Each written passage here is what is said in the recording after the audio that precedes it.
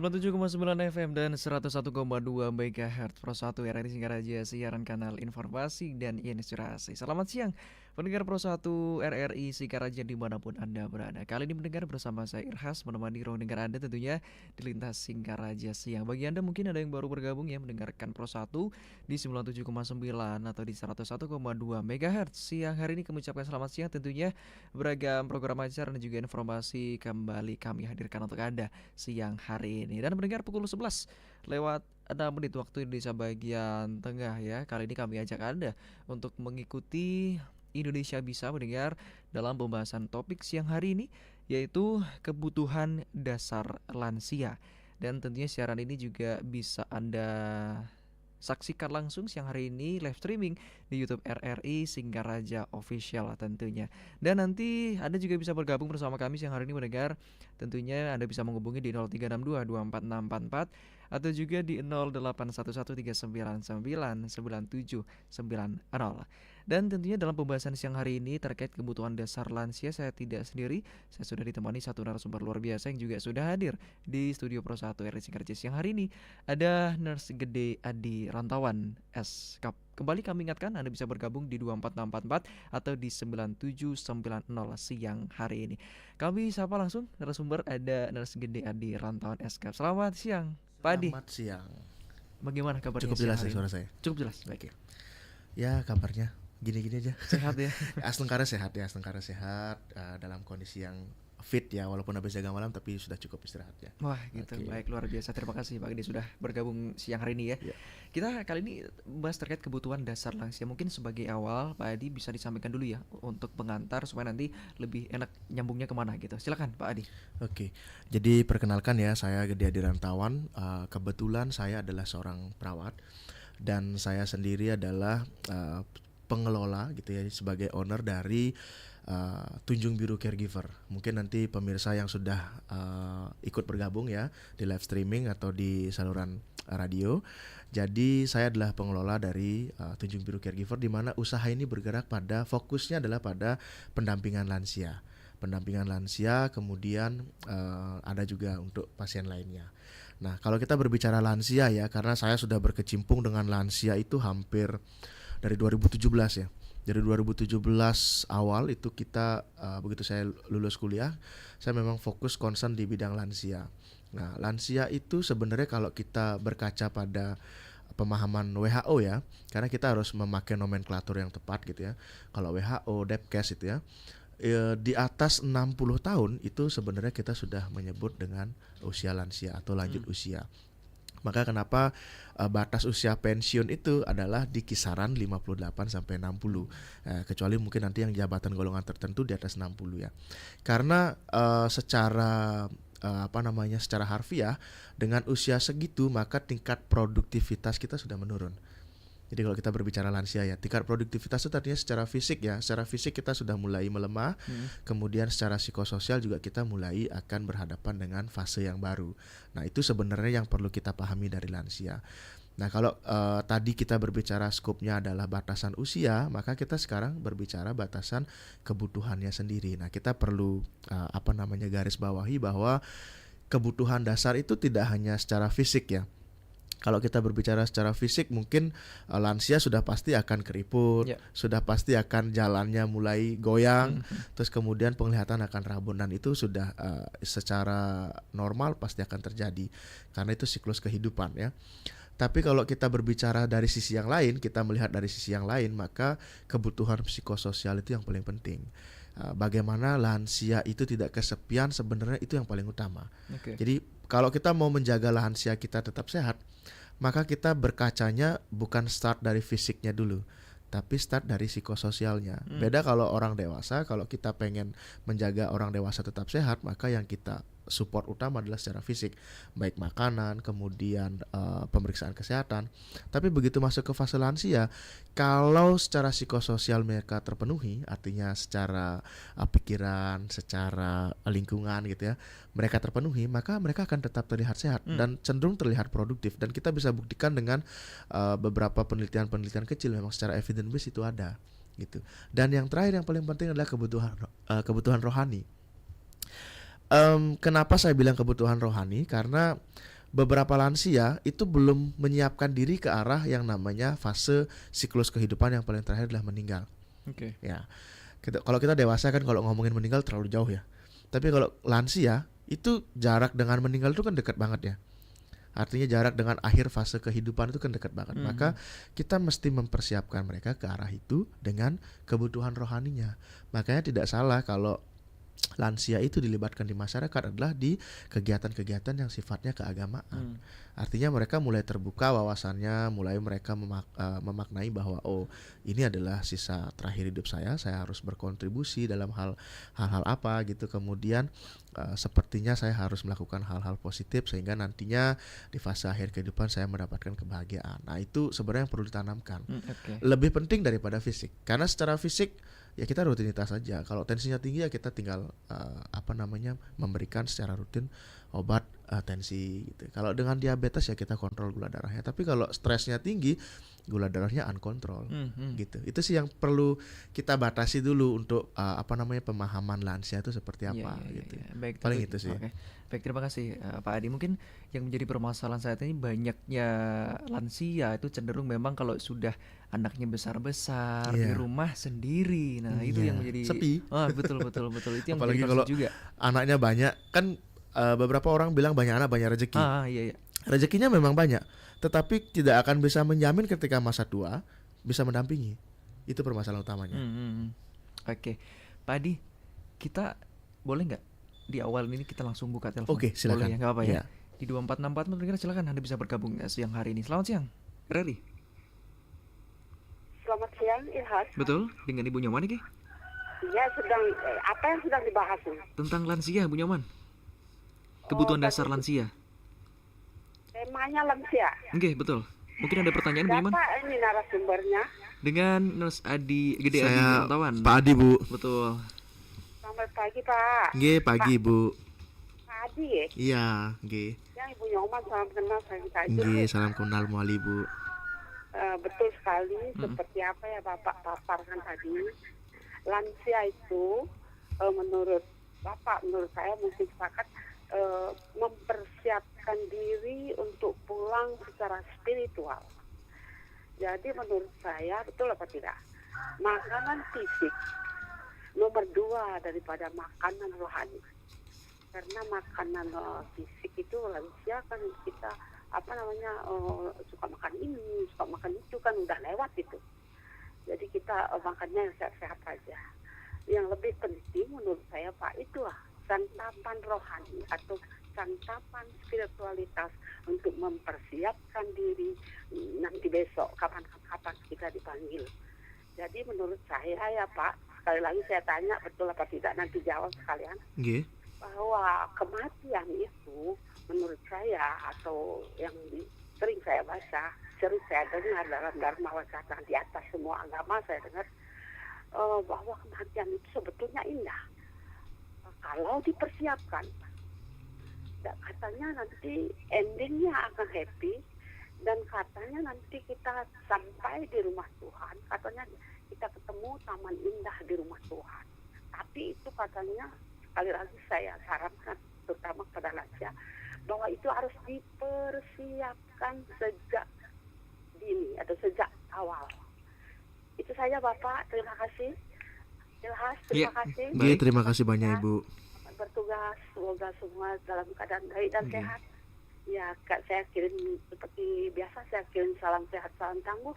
Semoga salam damai dari Tajud. Saya katakan damai, saya ngomong damai supaya hati saya damai. Itu saya menasehati diri saya sendiri. Mudah-mudahan di usia yang sudah lanjut ini saya bisa, kalau masih ada umur, biar saya bisa sehat, bisa interaktif, bisa beraktivitas. Itulah maknanya saya sering ngomong-ngomong seperti ini. Terima kasih sekali lagi Bapak narasumber. Terima kasih Ilhas. Kalau ada kata-kata saya yang salah, mohon dimaafkan.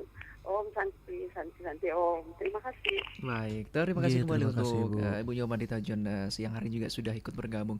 Tadi yang disampaikan Bu Nyoman terkait santapan rohani, seperti yang Pak Adi sampaikan memang perlu gitu ya, penting juga, penting harus sekali diberikan gitu. persiapan yang paling akhir. Tanggapannya mungkin Pak Adi, silakan. Kalau dari saya ya, memang setuju sekali sih dengan yang disampaikan Bu Nyoman tadi ya, bahwa saya sih belum sampai sejauh itu ya, artinya secara pengalaman ya. Tapi secara teoretikal bahwa ketika memang kita mempelajari fase kehidupan dalam dunia kedokteran, dalam dunia medik ya, manusia lahir pasti ujungnya akan mati, akan meninggal gitu ya. Lalu bagaimana mempersiapkan itu? Nah, itu yang paling penting. Jika dikatakan bahwa kematian itu indah ya, saya nggak bisa juga katakan kematian itu indah, tetapi tergantung bagaimana fase menuju ke arah sana. Karena ketika orang misalkan dengan cancer belum bisa menerima kondisi kansernya, lalu dia akan mengalami kematian, itu kan dia melalui fase yang sakit. Sehingga rekaman-rekaman itu akan menjadi penting ketika tubuh ini pada akhirnya meninggal. Maka penting sekali kita memberikan atau menciptakan suasana yang happy. Makanya kalau di luar negeri itu ada namanya eutanasia atau meninggal dengan tersenyum. Jadi pada fase-fase terminal mereka melakukan eutanasia namanya. Jadi ada fase meninggal dengan tersenyum. Nah, kita pada lansia memang kita mengadaptasi itu, bagaimana di sisa kehidupan terakhir kita bisa berbakti, entah itu dengan kita tidak bisa terlibat misalkan keluarganya, tapi bisa memberikan pengalaman luar biasa itu melalui kami sebagai perawatnya atau secara mandiri dari pasiennya itu sendiri, gitu sih. Oke, baik, tanggapannya terima kasih Pak Adi. Mungkin berikutnya terkait kebutuhan dasar lansia tadi lebih ditekankan psikonya ya. Mungkin bisa disampaikan apa saja sih kebutuhan psikonya itu Pak Adi? Oke, kalau psikososial itu kita berbicara, ada teman bicara namanya. Teman bicara itu adalah sangat penting karena terkadang kalau kita pakai contoh orang dewasa aja deh, kalau kita lagi ngobrol gitu ya, kemudian diabaikan, bagaimana perasaan kita? Ya istilahnya, kalau istilah kerennya itu dikacangin gitu ya, nggak enak sekali, tidak nyaman untuk kita. Nah, sebagai seorang lansia cenderung akan cerewet, iya atau tidak? Semua hampir 99% lansia itu cerewet. Kenapa dia cerewet? Karena dia merasa dia sudah melewati semua fase kehidupan, lalu dia akan berusaha mengguideline kita yang masih muda, sehingga kesannya kita yang muda merasakan dia cerewet. Ketika kita menjauh, maka itu kesannya adalah mengabaikan lansia. Kebutuhan psikososial ini yang jarang sekali diperhatikan. Nanti kanggoin dia lansia aja cerewet, udah masalah. Malah kalau dengan dia cerewet kita mendengarkan, lalu kita mengadaptasi apa yang dia sampaikan gitu ya. Itu sebenarnya salah satu pemenuhan kebutuhan psikososial untuk lansianya. Itu yang pertama. Terus yang kedua adalah selain teman bicara adalah rekreasi. Secara psikososial itu ya lansia butuh rekreasi, nggak bisa yang cuman duduk gitu aja, nggak bisa. Makanya saya sangat salut sama beberapa lansia saya yang memang keluarganya concern ya. Kita juga support, setiap pagi itu diputarkan lagu tembang kenangan, nyanyi karaoke, terus kemudian siang hari itu juga ada yang kadang mekidung. Nah, itu benar-benar memenuhi kebutuhan psikososialnya. Jadi setidaknya itu memberikan pengalihan dari masa lansianya. Itu penting sekali. Oke, baik. Berdasarkan hal tersebut Pak Adi, mungkin siapa yang orang terdekatnya yang harus melayani lansia tersebut untuk memberikan kebutuhan psikonya ini? Harusnya sih keluarga. Yang pertama harusnya keluarga. Cuman kan kita lihat sekarang struktur keluarga di Indonesia adalah kita kan ada independent woman, kemudian ada bisnis dan lain-lain. Artinya tidak serta-merta bisa mengurus itu. Maka karena kalau kita di Indonesia kan kita belum layanan seperti yang saya kembangkan itu masih sedikit lah ya, belum bisa terbilang banyak. Tapi kalau kita kiblatnya ke luar negeri, mereka kan memang sudah diadaptasikan dan dilatih, programnya sudah jelas. Kalau di Indonesia secara program memang kita lihat sudah mulai ke arah sana, karena kalau kita berdasarkan hari lansia terakhir, Kemenkes memang sudah fokusnya adalah pada peningkatan usia harapan hidup. Sudah mulai digalakkan posyandu lansia, kemudian senam lansia, kemudian kegiatan-kegiatan yang berbasis lansia sudah mulai digalakkan. Kalau dulu mungkin belum se-urgent sekarang, kalau sekarang sudah digalakkan. Nah, tetap utamanya fokusnya adalah keluarga itu sendiri, karena mereka yang tahu, mereka yang punya lingkungannya. Tapi sekali lagi, kalau mereka terbatas dengan waktu, maka ya mereka harus mengkompensasi itu dengan membayar orang untuk mendampingi lansianya. Siapa itu? Ya kami perawat yang memang memahami secara teori bagaimana lansia itu prosesnya gitu. Tapi kalau mereka pada akhirnya saya nggak mau nih, misalkan ada keterbatasan pada secara finansial, kan nggak mungkin saya bayar perawat terus gitu ya. Libatkan lansianya dalam kehidupan sosial. Artinya dorong lansianya untuk mengikuti kegiatan yang sudah difasilitasi oleh pemerintah. Salah satunya adalah posyandu lansia. Kemudian ada kegiatan-kegiatan yang sifatnya senam lansia. Nah, itu akan memberikan kebutuhan psikososial tadi. Jadi dia bisa berteman, bisa bergabung, bercerita, bisa sampai sore dia bercerita ngarul-ngidul kemana-kemana gitu ya. Dan satu lagi, secara aspek fisik dan kesehatan dapat karena mereka bergerak. Kan itu tujuannya gitu. Jadi mesti di open minded, nggak mesti finansial aja yang disiapkan. Tapi bagaimana kita mendorong atau menyuruh lansianya untuk aktif di program kegiatan masyarakat. Karena pemerintah sudah memfasilitasi, cuman kita yang belum paham apa tujuannya itu dibentuk gitu. Ya, baik. Jadi itu pentingnya sosialisasi sebenarnya. Berarti memang harus dilakukan ya. Iya, sudah difasilitasi. Iya, sudah difasilitasi sebenarnya sama gitu. pemerintah, cuman skopnya aja yang perlu kita pahami, bahwa kalau secara finansial mampu ya sewa kami secara, artinya ke company saya gitu ya, ke bisnis saya. Jadi saya siapin nih perawatnya. Tapi kalau misalkan tidak, secara finansial tidak cukup gitu, ya silakan manfaatkan yang program sudah disiapkan oleh pemerintah. Pemerintah sudah memfasilitasi semua itu. Bahkan posyandu lansia setiap minggu itu ada pemeriksaan kesehatannya. Ini nggak perlu perawat lagi kan sebenarnya. Ya. Baik Pak Adi, kita izin kembali sapa pendengar di 24644 siang hari ini. Silakan pendengar. Selamat siang, Hiraring. Selamat siang. Dengan Mbak Ayu ini? Mbak Ayu ini. Ya, silakan Mbak Ayu. Iya, mau nanya ya, Pak ya. Iya, silakan Bu. Ini Ayunya kan punya ibu, udah lansia tapi masih bisa bekerja. Tapi Mbak Ayu ini nggak bisa jalan ya. Nggak bisa jalan, umurnya baru 25. Terus umurnya ibunya Ayu sudah 70 lebih. Terus dia masih bisa bawa motor, bisa jalan-jalan gitu. Tapi kalau salah makan itu kadang-kadang dia sakit, dikit-dikit sakit. Terus saya udah memberikan perhatian, kurangi makan ini ya, kurangi makan itu ya. Dia marah gitu, dia marah-marah gitu. Jadi apa namanya mekejang sehingga didar gitu bener. Terus semuanya nggak boleh dimakan gitu. Terus Ayu bilang gini, iya demi kesehatan ini kurangi dulu makan makannya bukan gitu. Terus ini apa namanya sering sekali marah-marah gitu. Gini apa namanya sudah dikasih perhatian lebih gitu, sering sekali marah-marah. Terus tidak ada penyebabnya juga saya dimarah-marahin gitu. Mbak Ayu, mungkin pertanyaannya silakan kalau ada. Terus pertanyaan kayak gini, apa namanya, gimana cara menghadapi orang tua lansia gitu. Baik. Apa namanya, sementara Ayu sudah memberikan perhatian.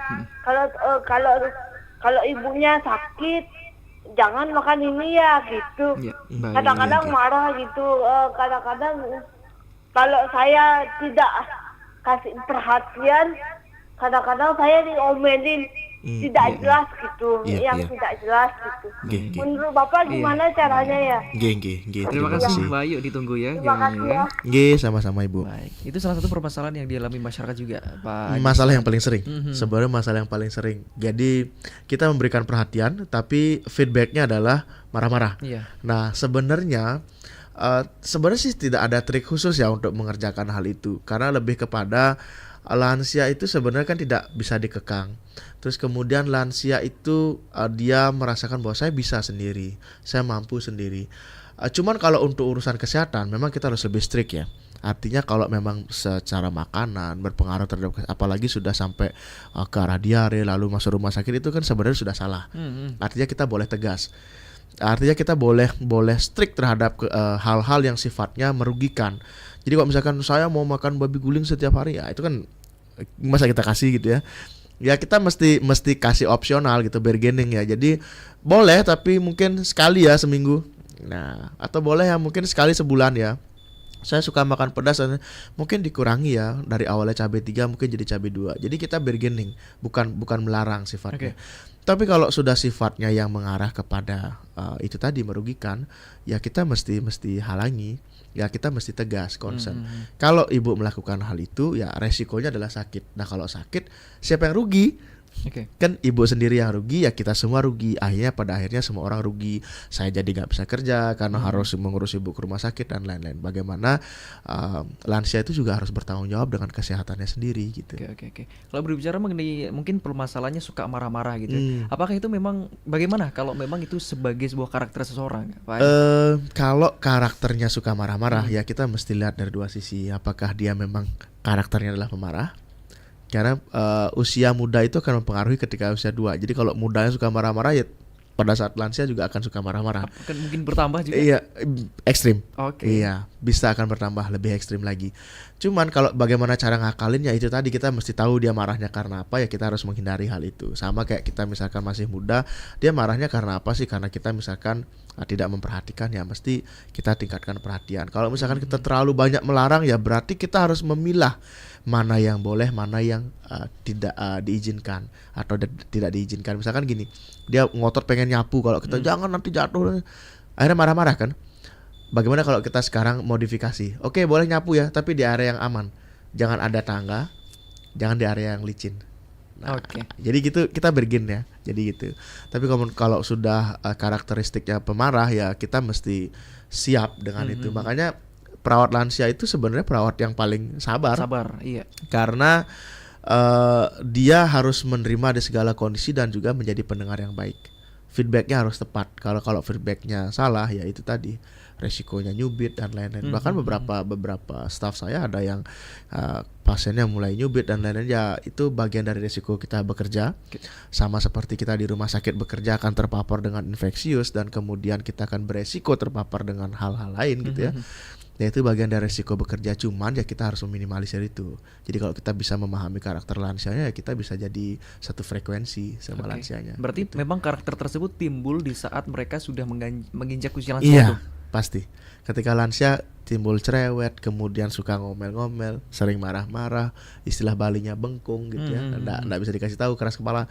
Itu kan secara naluriah muncul, tetapi tidak semua. Sekali lagi tidak semua, tergantung bagaimana mereka secara psikososial mempersiapkan hal itu. Yang paling buruk kan post power syndrome sebenarnya. Jadi pasca dia memiliki jabatan, kemudian dia akhirnya jadi lansia, dia tidak bisa memerintah orang lain, maka lebih beresiko untuk terjadi hal itu. Karena memang kebiasaan yang dulu terjadi tidak didapatkan di saat lansia. Baik, kembali mendengar di 2464 Pak Adi, kita sapa kembali. Selamat siang RRI. Halo. Oke, silakan. Sendiri ngetemel. Dengan Wayah Adin nih. Iya. Oke, silakan. Lansia kok sulit sekali masuk gimana? Ada narasumber siapa ini? Swastiastu Bapak, selamat siang. Tiang Adi Rantawan Bapak, perawat nih. Siapa namanya? Tiang Gede Adi Rantawan Bapak. Adi Rantawan? Nggih, benar Bapak. Gede Adi berada di Rantawan. Kebetulan saya di Beleng nggak merantau Pak. Dulu pas kuliah aja saya merantau Pak. Iya. Silakan Di Wayah. Beleng mana ini? Saya dari Kerobokan Bapak aslinya. Kerobokan Badung? Dan Singaraja Pak, di Kerobokan Singaraja Tiang. Saya punya keluarga Kerobokan. Iya, Wayah Adi silakan. Sira? Oh yang dari di rumahku dulu. Oh, nggih. Lord Guru dalamnya sana. Nggih. Kerobokan sini mah dua keluarga nih. Kalau silsilah keluarga, saya cucunya di rumahku Segar ya. Kerobokan. Iya, silakan Wayah Adi, mungkin ada pertanyaan nih, Iya.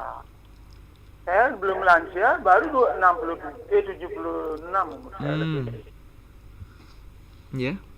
Iya, kemudian obat yang paling mujarab adalah bunga mawar ya. Kedua, kalau saya punya dokter spesialis, Pak. Iya. Itu dokter Gayatri.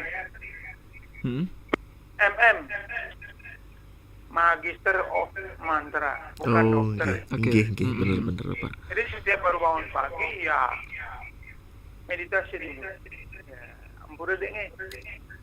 Nggih. Nah, setelah itu baru kita mau cuci muka, mandi, buat apa, buat kopi apa. Saya sendiri di rumah Pak, Iya. hanya diiringi oleh jeru-jeru aja, jeru ketut. Tapi anak-anak memang perhatian. Anak saya di Bandung, ada di Bangli, di Lombok. Oke. Anak-anak lah yang ya saya ya kangwal apa nih sadar kemudian harus punya kesibukan yang membuat kita menjadi lupa pada umur tadi masih udah kecil ngoyong bapak narasumber ya karena anak saya yang di Bandung bapaknya di Bandung mau ngomong ya ngoyong masih di Bandung jadi kalau saya di Bandung ke bengong saya di rumah sini kan pagi habis beli nasi bikin air panas kopi dan bubur ginseng cereal itu. Itu persiapan sembahyang bapaknya. Nah itu sembahyang. Sekarang saya baru habis mandi untuk sembahyang siang sebentar. Baik. Nggih. Itu apa namanya hobi kalau enggak salah nih. Baik. Tergantung kesibukan. Harus ada kesibukan ya Wayade ya. Iya, asal sudah sibuk enggak manja. Orang saya memang dari kecil enggak punya kok orang miskin Pak. Oke, baik. Terima kasih Pak Yadi. Mungkin ada lagi yang ingin disampaikan nih, Ki? Itu aja ya. Baik. Yang penting kita punya kesibukan yang membuat kita lupa pada umur. Nggih, bener Pak, Tapi setuju. jangan malu lupa umur, kan lari benceng, lari cepat, salah juga. Ya. Ampun, malah sedih. Saya pernah, anak saya, Pak, yang bangun motornya baru Bapak endang ke rumah. Pak, saya balik anak. Berarti Bapak kemudian ke rumahnya bawa motor bang melalui rumahnya. Enggak, Bapak kanggo motor tua deh. Biar sesuai dengan umur dengan Bang. Nggih, bener Pak. Karisma tahun 2003 Pak. Udah bagus itu Pak. Saya warisan cewek saya lah. Oke. Ampun ya Bapak narasumber. Baik, terima Nggih, kasih nggih. Wayade.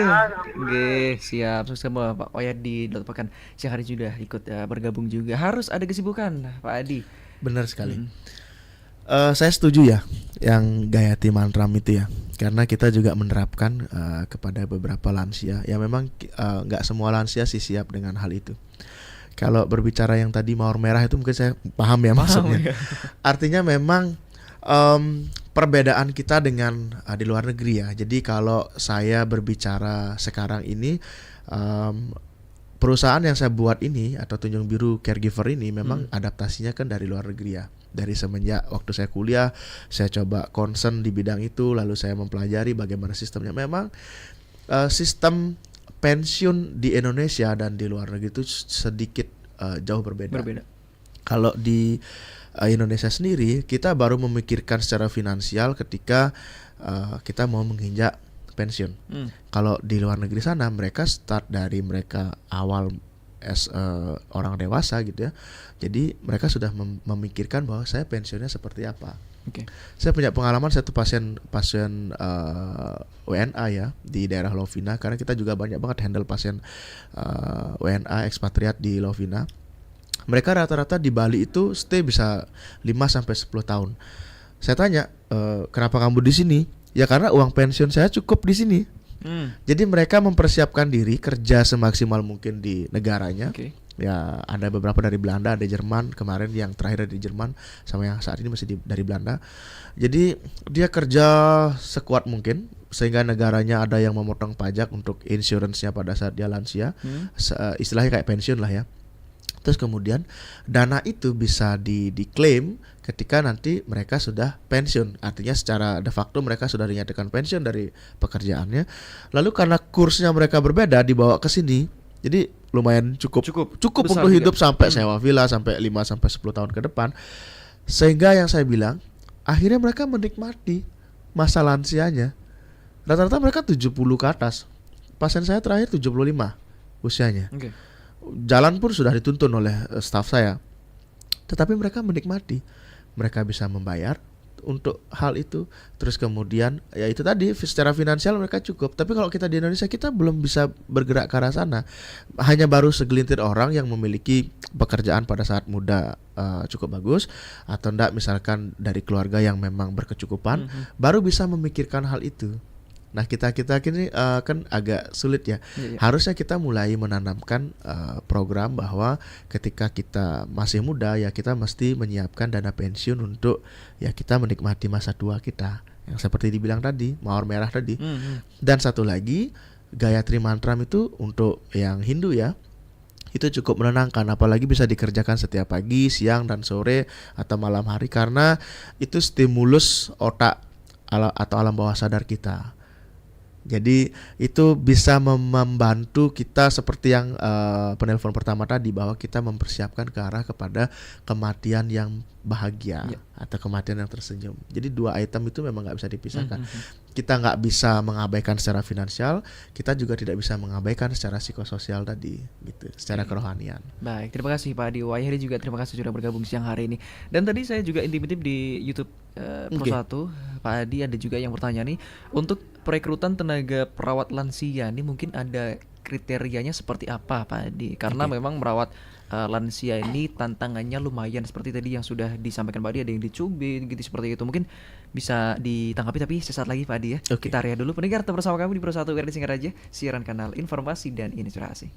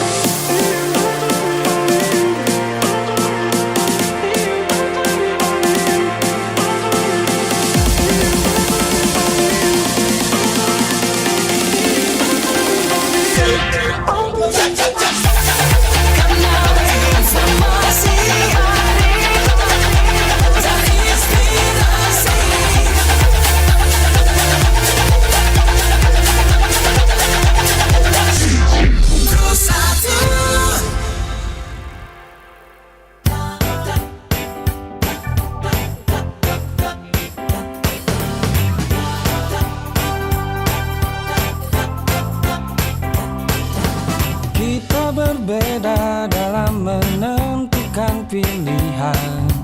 Janganlah ragu, datanglah ke tempat kita, memberi layanan terbaik, melangkah bersama satu hati. Mertabu Buana Motor, wujudkan impian kita. Mertabu Buana Motor, satu hati untukmu, tempat yang paling terpercaya. Tetapkan pilihan kita pada Mertabu Buana Motor. PT Mertabu Buana Motor, dealer dan bengkel resmi Honda yang berada di Jalan Ahmad Yani nomor 188 sebelah barat Traffic Light Pantai Penimbangan, Singaraja, Bali, melayani penjualan berbagai tipe sepeda motor Honda, servis dan spare part asli Honda. Untuk info lebih lanjut, datang segera ke PT Mertabu Buana Motor dan dapatkan pelayanan berkualitas standar dari Honda. Mertabu Buana Motor, wujudkan impian kita. Mertabu Buana Motor, satu hati untukmu, tempat yang paling terpercaya. Tetapkan pilihan kita pada Mertabu Buana Motor.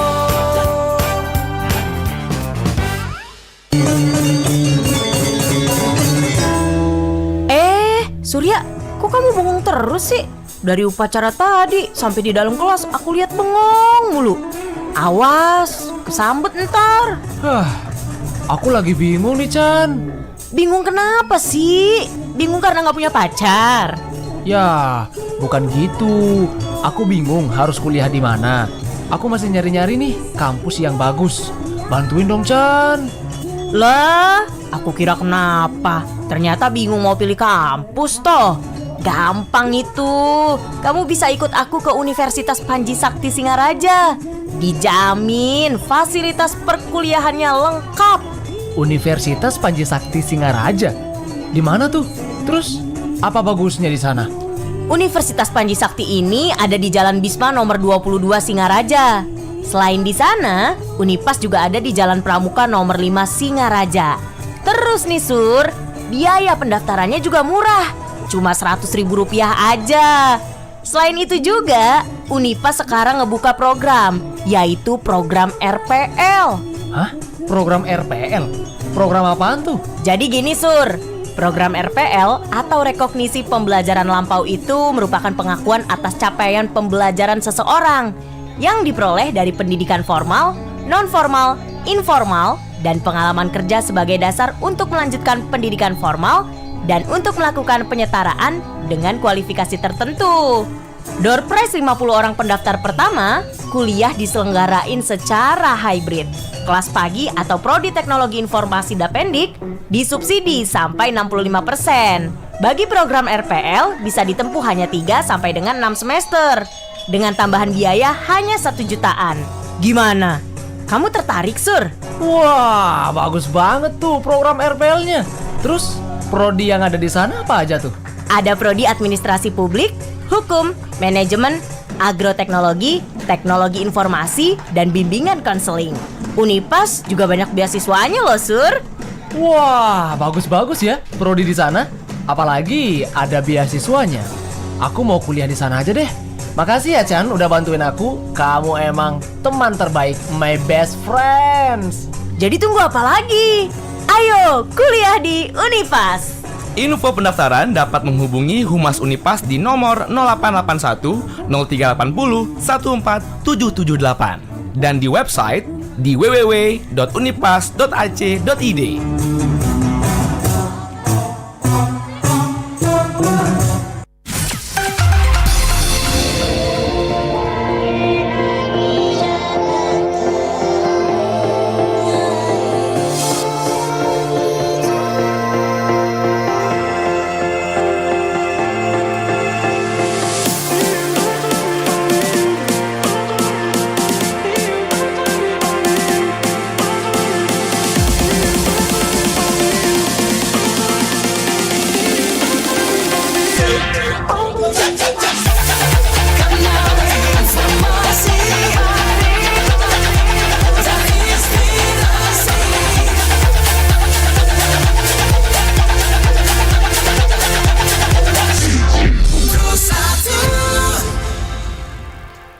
Anda kembali bersama kami pendengar di Indonesia Bisa di kesempatan siang hari ini. Tentunya masih dalam pembahasan kebutuhan dasar lansia. Masih bersama narasumber siang hari ini ada Nurse Gede Adi Rantauan Eskap. Dan bagi Anda pendengar yang kurang lebih sudah menyimak kami 40 menit ke belakang, mungkin ada pertanyaan yang ingin Anda sampaikan, kembali kami bisa nantikan di 2444 dan juga di 9790. Pak Adi, izin kembali kita sapa ya. Oke, silakan. Selamat siang RRI. Selamat siang Pro 1 LRI Singaraja. Selamat siang. Dengan siapa nih? Pak Nyoman Saudara Sana. Nyoman Saudara Sana. Silakan Pak Nyoman. Selamat siang Om Swastiastu Pak Adi. Swastiastu Bapak. Terima kasih atas informasinya terkait apa yang disampaikan tadi, yaitu mengenai kebutuhan dasar lansia dan juga mengenai kebutuhan rohani lansia. Menurut kami sependapat. Ini sangat penting sekali apa yang telah disampaikan tadi. Di mana kami melihat para lansia banyak yang mengalami permasalahan-permasalahan, di mana kita hidup ini tidak terlepas dari suatu permasalahan, di mana para lansia tersebut tidak kuat menerima permasalahan tersebut, sehingga menjadi pemikiran. Pertanyaan kami, bagaimana caranya mengantisipasi atau mengelola permasalahan-permasalahan tersebut agar tidak mengganggu kesehatan. Kami juga pernah mengalami hal tersebut. Sekian aja kami sampaikan, mohon penjelasannya agar para lansia mengetahuinya sehingga apa yang dialami dapat diantisipasi. Sekian, terima kasih. Terima kasih Bapak. Terima kasih Pak Nyoman Saudara Sana siang hari ini. Dan tadi sebelum Pak Nyoman juga ada yang di YouTube Pak Adi ya, kembali saya sampaikan Untuk perekrutan tenaga perawat lansia ini kriterianya seperti apa? Mungkin itu dulu bisa Iya. ditanggapi dulu, silakan. Mungkin kita tanggapi dulu yang dari YouTube ya. Iya. Kalau untuk perekrutan sendiri sampai saat ini memang concern kita karena memang di bidang lansia dan juga pasien jadi Tunjung Biru itu memang kita fokus pada mereka harus memiliki basic kesehatan. Jadi paling minimal yang bisa kami terima adalah mereka itu memiliki pendidikan SMK kesehatan. Ya, karena SMK kesehatan mungkin kalau dulu ya kiblatnya belum ke arah caregiver ya. SMK kesehatan kalau dulu itu masih basicnya adalah menjadi asisten perawat di rumah sakit. Tapi seiring perkembangan zaman, nah jadi saya sudah memulai itu di 2017 bahwa caregiver nih kita harus gaungkan nih caregiver gitu ya. Lansia tuh butuh caregiver. Akhirnya sekarang arahnya pendidikan SMK kesehatan untuk jurusan perawat itu adalah layanan caregiver.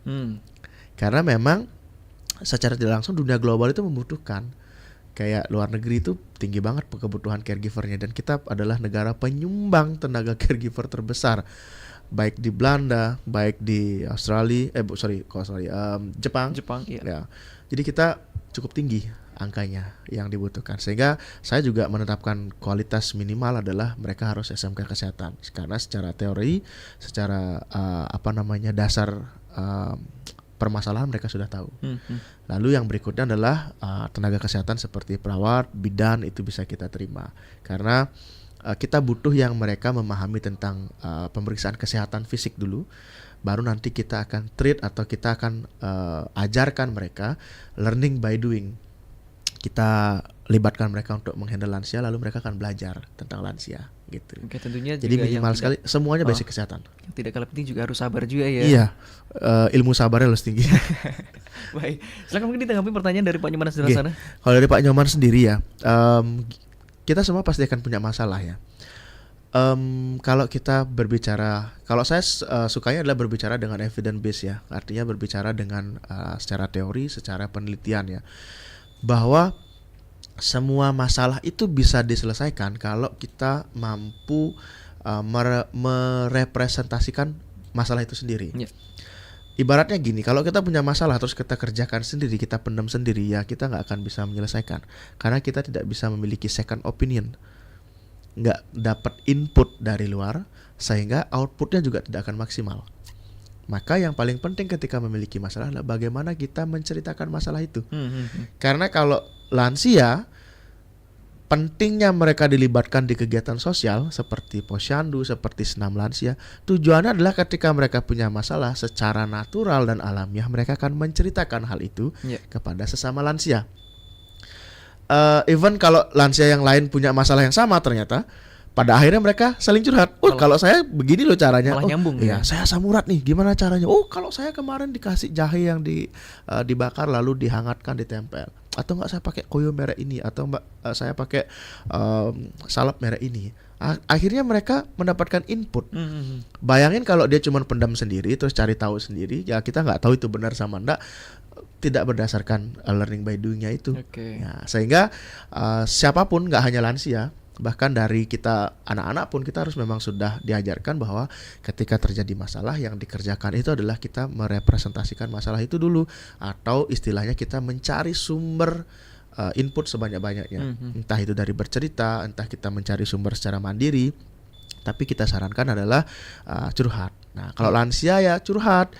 Kalau punya anak, curhat sama anaknya. Memang itu salah satu kebutuhannya ya. Curhat sama anaknya. Kalau enggak punya anaknya, curhat sama cucunya. Kalau enggak punya sama sekali, misalkan dia sebatang kara, libatkan diri dalam kegiatan sosial. Maka kita akan mendapat source lebih banyak atau input atau sumber lebih banyak, sehingga outputnya pasti akan maksimal. Gitu. Baik, terima kasih Pak Adi atas pertanyaan yang disampaikan oleh Pak Nyoman tadi. Satu penelpon lagi mendengar, mungkin bisa disampaikan ya, singkat, silakan. Selamat siang, Reri. Selamat siang Ilas. Ini Ibu Nyoman kembali. Oke, silakan Ibu Nyoman. Ada yang ditanyakan, di mana bisa beli buku Bahagia Dalam Sendiri itu? Waktu diumumkan sama RRI itu, di mana bisa beli Ilhas? Yang mana nih Bu Nyoman? Buku yang mana Bu? Ada literasi buku kan di RRI pernah diumumkan ada satu terbit buku Bahagia Dalam Sendiri. Saya tanya di mana bisa beli? Iya, baik, nanti bisa diinformasikan Iras ya Bu Nyoman, yang ditunggu di lain kesempatan ya. pertanyaan tadi kan ada yang pertanyaan terakhir itu ya. Iya. Saya mengalami sedikit aja nih. Saya lansia mengalami hal-hal seperti itu. Saya ikut sharing ya Pak Adi ya. Yes, terima kasih Bu. Apa namanya? Kita ya yang sudah lansia ini, saya 76. Iya. Sering ego kita itu tidak terkontrol. Jadi saya melalui berapa yoga bersama Adi dan meditasi, ada jawabannya. Kamu harus tahu diri. Diri saya harus tahu diri. Siapa saya? Usianya berapa? Harus rendah hati. Harus memaafkan kesalahan orang lain dan segera minta maaf kalau kita bersalah. Itu tips saya. Jadi sekarang hidup saya jauh lebih nyaman. Ego saya diturunkan, cepat memaafkan, cepat minta maaf. Jadi hati nurani saya jadi lebih damai. Itu sharingnya. Terima kasih Om Santi. Terima kasih banyak Ibu. Terima kasih untuk Ibu Nyaman kembali bergabung. Karena waktu juga nih Pak Adi semakin merapat, siang hari ke pukul 11.55 menit siang hari. Mungkin sebagai akhir mungkin bisa dirangkum dari semua pembahasan ini apa yang mungkin menjadi garis merah, garis penting diperas kembali. Silakan Pak Adi. Oke, jadi berdasarkan apa yang kita perbincangkan ya hari ini, bahwa satu hal yang memang kita harus garis bawahi pada kebutuhan dasar lansia adalah selain memang kebutuhan fisik, kebutuhan psikososial dan kebutuhan rohani itu juga penting. Seperti yang Ibu penelpon terakhir tadi, bahwa yoga itu adalah bagian dari kebutuhan rohani. Bagaimana kita menenangkan jiwa. Kemudian kalau Pak Nyoman tadi adalah bagaimana kita sosialisasi kebutuhan psikososialnya. Dan yang terakhir adalah kebutuhan fisik itu tidak kalah penting, sehingga kita harus menjaga pola makan. Kemudian kita harus tahu kondisi kesehatan kita seperti apa. Secara fisik kita mesti rutin kontrol, entah ke posyandu lansia, entah itu ke dokter keluarga, karena kita sudah ada BPJS ya. Manfaatkan itu. Kita bisa berkunjung seminggu sekali atau sebulan sekali untuk memeriksakan kesehatan kita, sehingga kita tahu kondisi kesehatan kita sebagai seorang lansia. Selanjutnya di rumah baru kita memaksimalkan kebutuhan psikososial dan kebutuhan rohani kita, sehingga yang seperti tadi bilang, ego kita akan mulai bisa dikendalikan. Secara fisik kita bisa mengendalikan, maka kita akan menjadi lansia yang bahagia. Gitu. Tujuannya kan lansia yang bahagia. Gitu. Oke, baik, luar biasa. Terima kasih Pak Adi sudah bergabung ya bersama Bersatu siang hari membahas terkait kebutuhan dasar lansia. Bagi Anda pendengar yang sudah bergabung di 24644 dan juga komen-komen di YouTube RRI Singaraja Official siang hari ini, kami ucapkan terima kasih banyak.